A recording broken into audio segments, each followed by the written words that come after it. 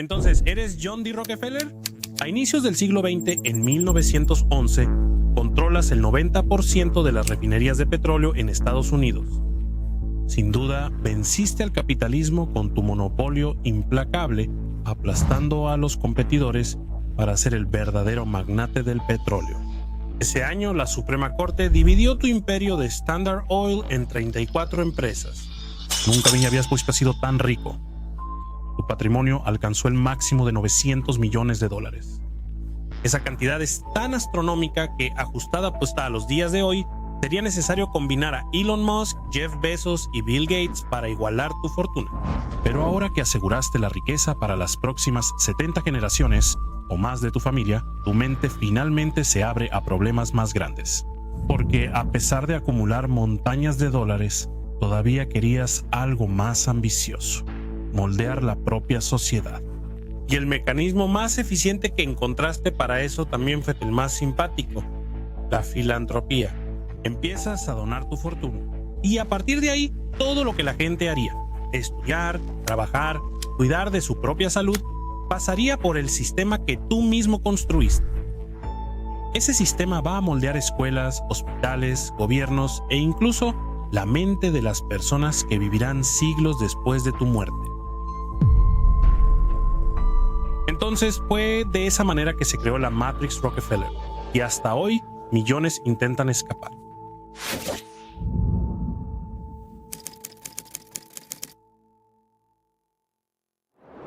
A inicios del siglo XX, Rockefeller no tenía buena imagen pública.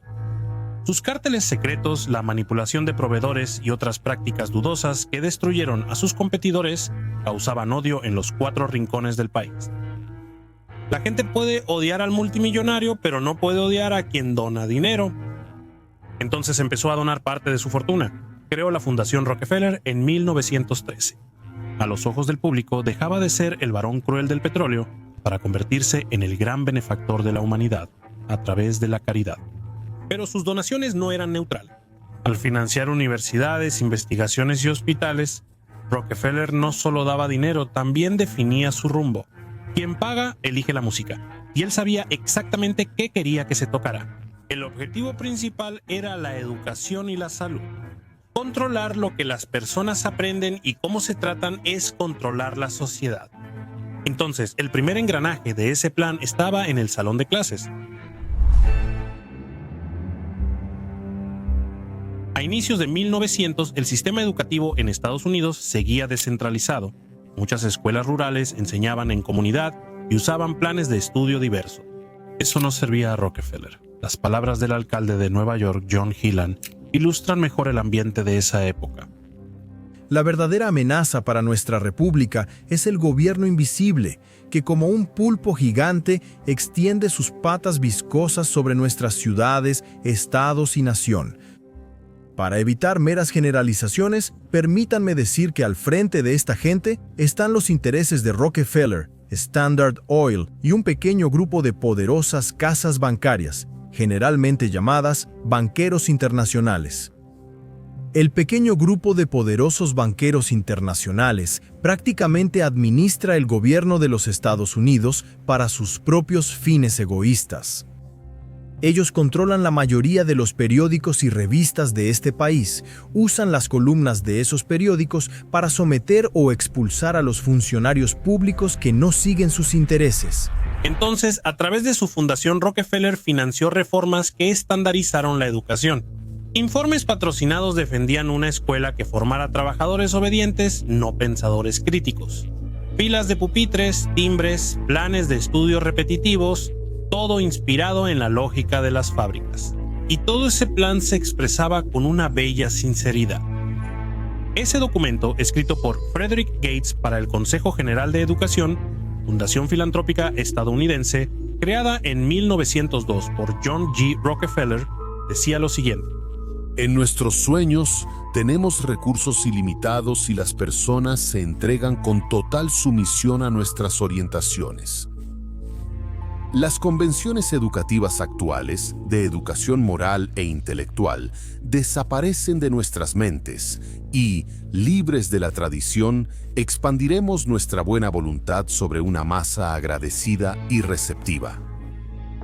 No queremos hacer de esas personas ni de ninguno de sus descendientes filósofos o hombres de saber ni hombres de ciencia. No tenemos la intención de sacar a la luz entre ellos autores, educadores, poetas ni hombres letrados.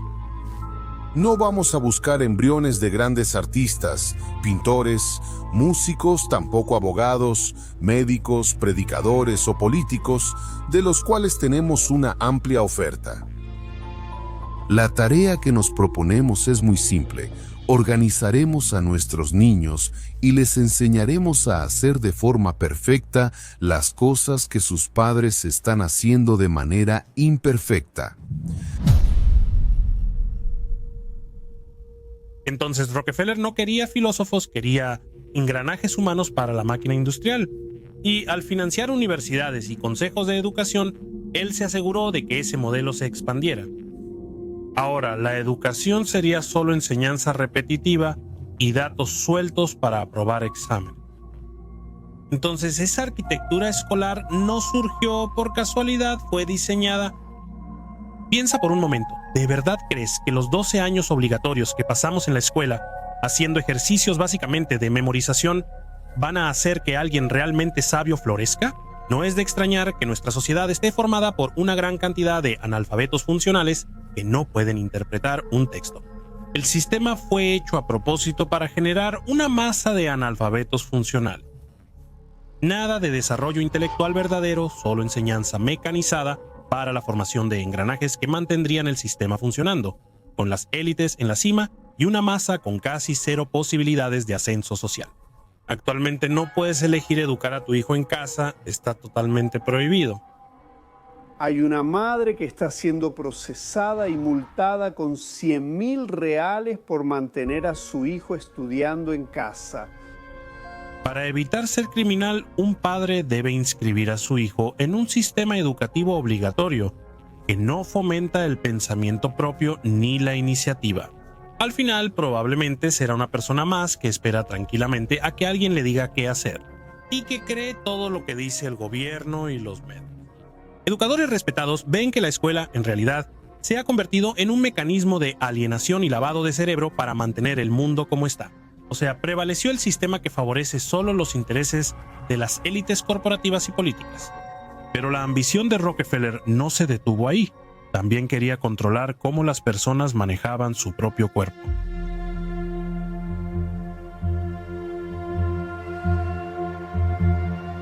El siguiente objetivo fue la medicina. Hasta entonces, las facultades enseñaban diversas prácticas: fitoterapia, naturopatía, homeopatía. El uso de medicamentos naturales era frecuente. Ese ecosistema era impredecible. Rockefeller requería un estándar. Entonces, en 1910, financió el famoso informe Flexner, en colaboración con Carnegie. Un hombre llamado Abraham Flexner viajó por Estados Unidos para informarle sobre el funcionamiento de la medicina y los hospitales en todo el país. El compendio de información y las recomendaciones contenidas en el informe Flexner resultaron en el modelo médico que tenemos hoy en día. Las facultades de medicina y los hospitales se vieron obligados a adoptar las recomendaciones allí dispuestas. El resultado, cientos de escuelas de medicina fueron cerradas. Lo que quedó fueron instituciones moldeadas por Rockefeller, enseñando una medicina centrada en el uso de medicamentos patentados. Y un detalle, Flexner en ese momento defendió el cierre de todas las facultades de medicina históricamente negras. En ese tiempo su racismo era tan descarado que llegó a declarar en su informe que un sanitarista negro bien capacitado será inmensamente útil, mientras que un negro con un título de medicina es peligroso. ¿Pero por qué? ¿Por qué Rockefeller tenía tanto interés en moldear la medicina?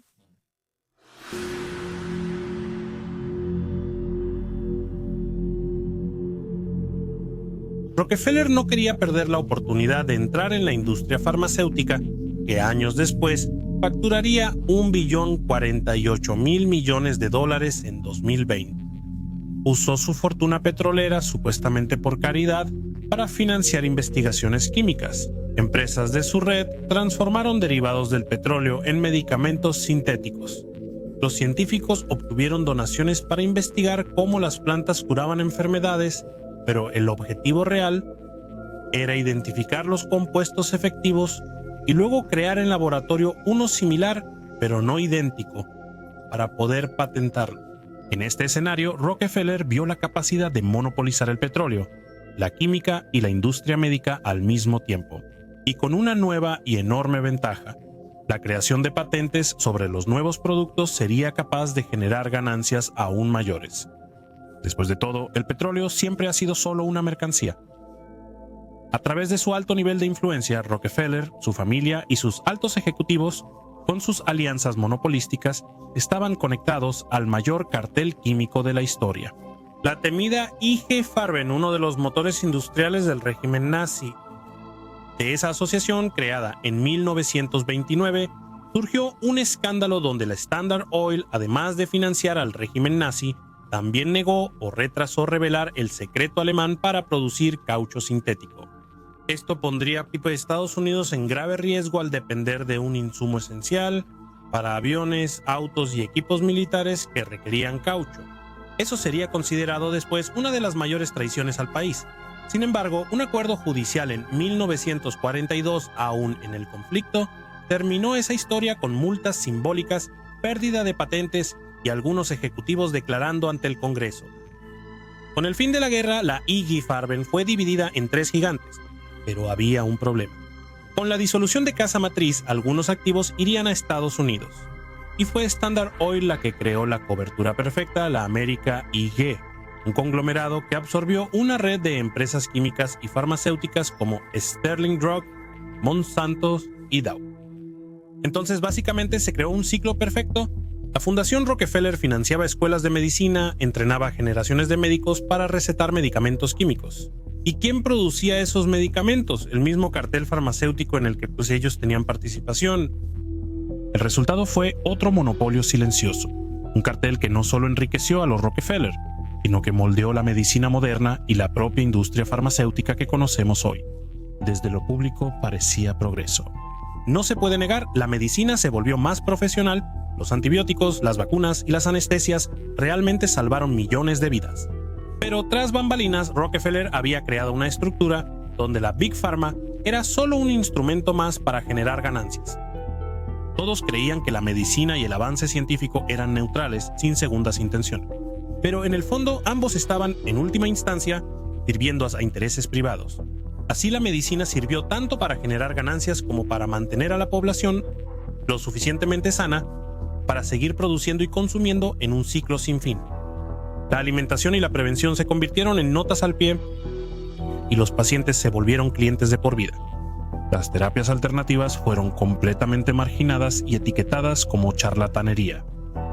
Actualmente la gente te ve como un bicho raro si hablas sobre las propiedades curativas de las plantas o de cualquier otra práctica que no se enfoque solo en la enfermedad o los síntomas. Los médicos que se apartan del consenso fueron y siguen siendo crucificados.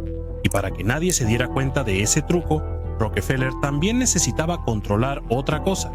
Rockefeller sabía que la ciencia no existe sin financiamiento y que el periodismo no existe sin publicidad, así que hizo ambas cosas. Al patrocinar institutos de investigación, él definía qué líneas científicas tenían futuro y cuáles eran descartadas. Al invertir en medios mediante el cartel farmacéutico, él controlaba lo que se publicaba. Las críticas al modelo farmacéutico se silenciaban y las terapias alternativas se ridiculizaban como charlatanería. El público creía que estaba siguiendo lo que decía la ciencia, pero en la práctica solo seguía lo que la red de fundaciones y empresas Rockefeller autorizaba a circular, ya que sus agentes de la fundación ya estaban infiltrados en la Associated Press. Y también porque Rockefeller ya tenía en el bolsillo al magnate William Randolph Hearst, dueño de decenas de periódicos, después de que su banco lo salvara de la bancarrota en 1930, tras la Gran Depresión del 29. Si hay algo con lo que Rockefeller sabía jugar, era con la palabra monopolio, y las lecciones de vida que tuvo para construir la Standard Oil resultaron ser un recurso valioso para controlar. Luego, la educación general y médica, la industria farmacéutica, los reguladores y medios de comunicación. pues todos estaban en algún nivel vinculados a su nueva red de monopolio, formada a través de la llamada caridad. Rockefeller murió en 1937, pero el sistema que construyó continuó. La escuela moderna aún opera como una fábrica de obediencia. La medicina todavía gira en torno a protocolos farmacéuticos, y los medios todavía dependen de anunciantes que definen lo que se puede o no se puede publicar. Todo esto parece natural, como si siempre fuera así, y ese fue su mayor logro. No solo crear riqueza, sino normalizar un modelo de mundo. Las personas pueden que ni siquiera recuerden su nombre, pero cuando entran a una escuela, a una farmacia o a un hospital, están dentro del universo que él ayudó a diseñar.